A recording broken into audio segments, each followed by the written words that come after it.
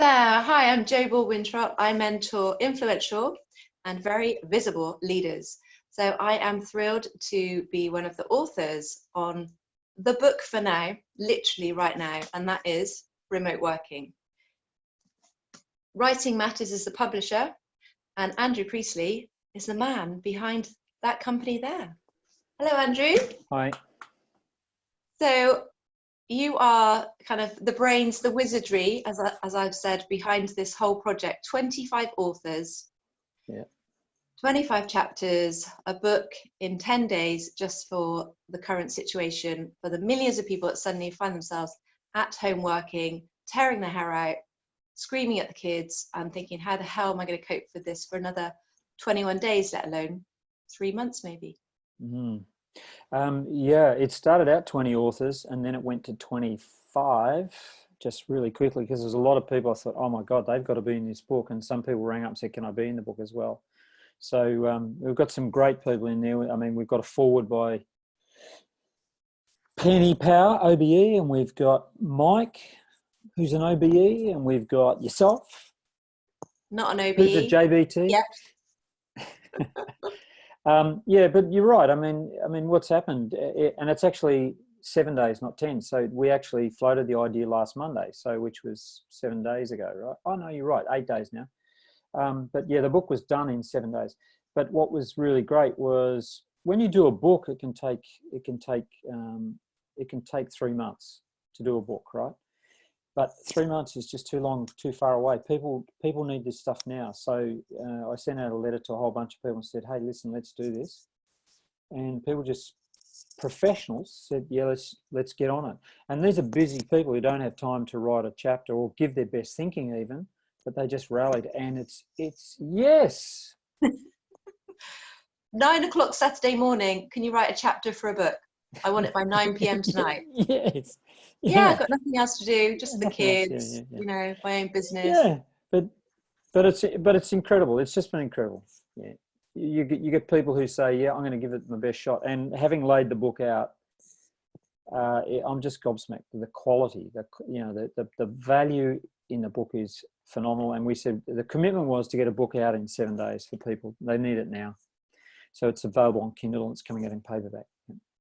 Coming out in paperback too, isn't it? But you thought about this project a while ago, didn't you? And people were really mixed about the concept, weren't they? Which is really interesting. And suddenly, you know, I personally, I would have said months ago, I would have wanted to read it because I do work from home a lot. But obviously now people are like, they don't have a lot of choice. They have no choice. A different story.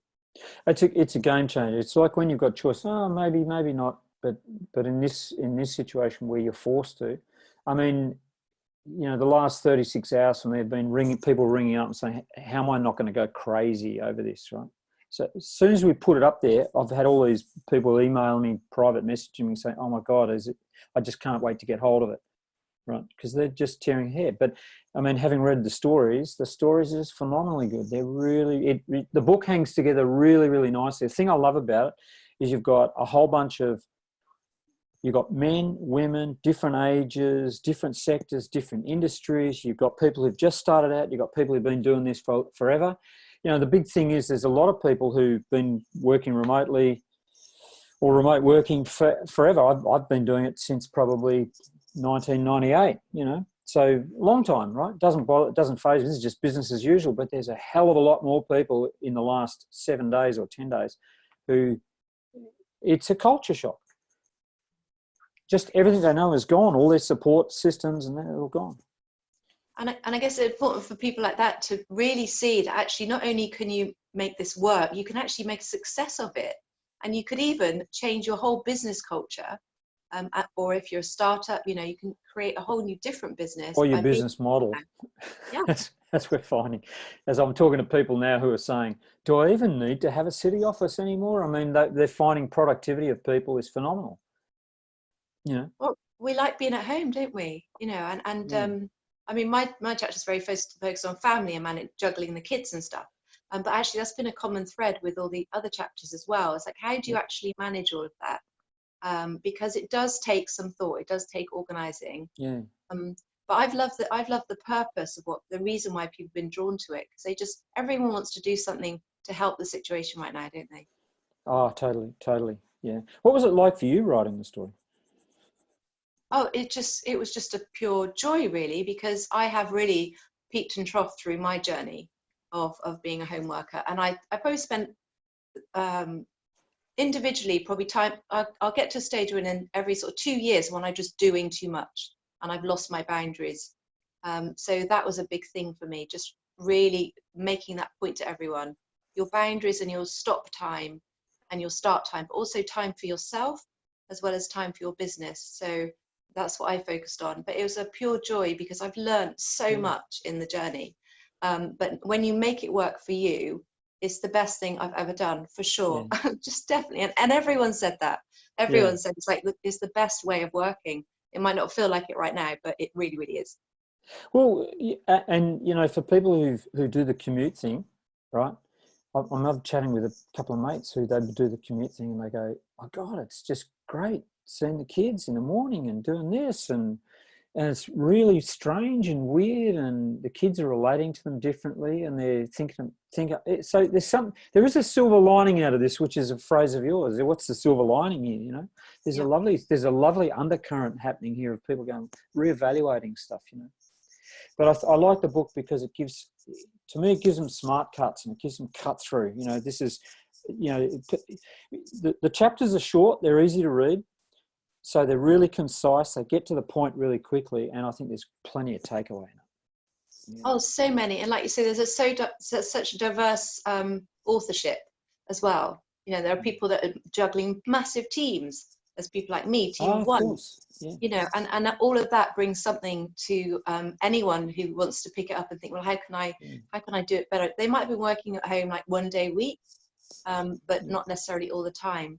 So there's so much, and lovely stories like oh gosh, Bob, he travels, spends most of his year traveling, sailing, working from a boat or working from bars and working from, you know, he's made a whole career out of working from home, but like on the go as well. Obviously we can't do that right now, but maybe when this all eventually clears off, that could be something that people could do if they really get this impactful and effective working system. Yeah, and the guy in the mobile home. Yeah. Which is a great story, you know. But as you say, there's people there. I mean, I had a chat with a couple of people just before this, where there's one woman, she's running a team, remote teams of 250 people. Oh, wow. You know, get your head around that. And she said, oh, God, I just need this book. She said, you know, because a lot of them need the book. They need that to just get their head around it, right? So 250 people have suddenly gone out from home. So she's trying to get her head around that. And then I spoke to a really big financial business just before, and everybody's gone remote, and it's the same sort of thing. It's juggling remote teams, and the same response was, "Oh my God, I need the book." And Kim really got that nailed, because she was saying she's got the water cooler kind of attitude. Oh yeah. Which is just so beautiful, because she's saying, well, you know, yes, you'll be focused on target setting, productivity.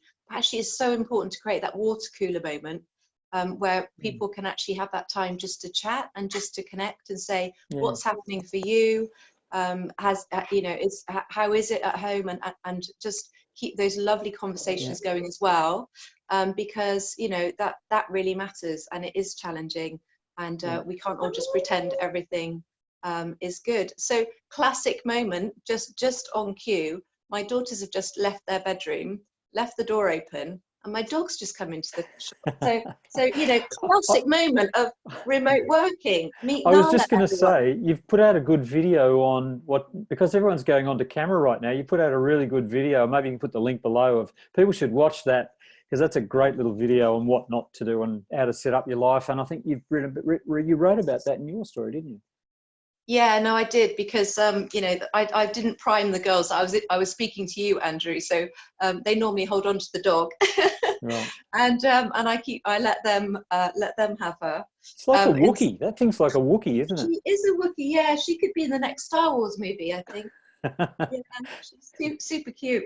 But you know, yes, it is important, and you know, we're just chatting. It's an informal video, but when I'm doing my business calls, and when I'm most importantly speaking to my clients, there is absolutely no distractions. I mean, I'm even careful of when the postie comes, because my postman comes and my dog doesn't like him, funny enough, like all dogs. So, you know, if I'm in a really important call, mentoring someone who's going through a tough time, suddenly my dog can be heard in the background. About 11:15, the postie comes normally. That's not ideal. So I try and make sure that my calls aren't around that time, so that the odds, you can only decrease the odds. Professor Robert Kelly, wasn't it, had that interview when his kids literally bombed into the office, which is the best thing on YouTube, I think. Yeah. So, amazing. yeah, fantastic. So, well, from my point of view, and I know from all the other authors, we are super thrilled to be part of this project. It's been incredible, but incredible that you have managed to turn this round with your calm, assured, great sense of humor. And we're all really grateful for that too. So, no. You know, it sounds good. It's a team effort. That's the thing. Yeah, but we all win. You know, we're all win. We all win on this with one. A good team captain, definitely. Hey, am I good or what? Andrew Priestley, coach. Yeah, okay, thank you, Andrew. We're awesome. Brilliant, and buy on. Here we go. Here's here it is. Buy on Amazon, coming out on Thursday, which will be the second in paperback. But available to buy right now. And you know what? If you know someone who needs it, get them a copy. Give them a copy. So you can order a copy online, or order 500 copies for your team and your staff. Brilliant, and then send them out. Get their home addresses, and which you'll have. Send them to everyone a copy that's in your team, because there will be something in here for each of your team members. Every single, whether you're a team of 5 or 500, there will be something, a story there that they'll resonate with, and I think, okay, that's how I do it. That's how I can, and especially if we're talking about the long term, which we probably are.